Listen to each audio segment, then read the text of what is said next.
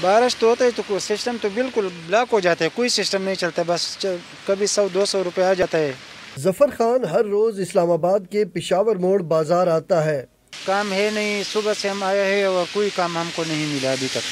وہ دہاڑی دار مزدور تو نہیں، لیکن اس کی روزی روٹی انہی مزدوروں سے وابستہ ہے۔ سامان لگایا، یہ کرایہ پہ ہم لگایا، چلو اگر میرا دیہاڑی نہیں لگے گا تو کچھ سامان کرایہ پر دے دوں گا، میرا کام تھوڑا چل جائے گا۔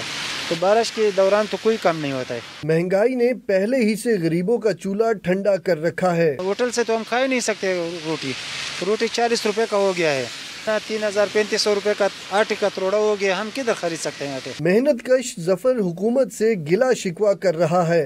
مزدوری ہے نہیں اور حکمران آپس میں لڑ رہے ہیں، یہ حکومت سے اپیل کرتے ہیں کہ بھائی غریبوں پر کچھ رحم کریں۔ پشاور موڑ شہر کے دیگر کئی ایسے مقامات میں سے ایک ہے جہاں مزدور صبح سویرے اس امید سے آ بیٹھتے ہیں کہ شاید کوئی ان کا دن خرید لے۔ 20-25 سالوں سے میں ادھر یہ مزدوری کرتا ہوں، تو حالات دن بدن سخت ہوتے جا رہا ہے۔ معاشی بدحالی نے ظفر خان کی ہمت توڑ دی ہے۔ تو یہی تکلیفیں ہم اپنے اوپر گزار دیتے ہیں، تو ہم کیا کر سکیں اس سے آگے؟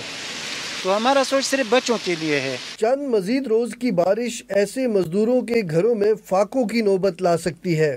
ظفر خان اور اس جیسے دیگر مزدور دوسروں کے عالی شان محل تو تعمیر کرتے ہیں، لیکن اس برستی بارش اور ٹھٹرتی سردی میں ان کے سر پہ نہ ہی چھت ہے اور نہ ہی پیٹ بھر کے کھانے کو ہاتھ میں نوالا۔ کیمرامین ممتاز اوان کے ساتھ عرفان صدوسی، ڈان نیوز، اسلام آباد۔